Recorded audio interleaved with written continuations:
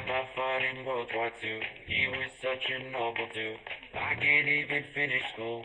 Miss my mom and left too soon. His dad was a fireman who fought fire so violent. I think I bored my therapist while playing him my violin.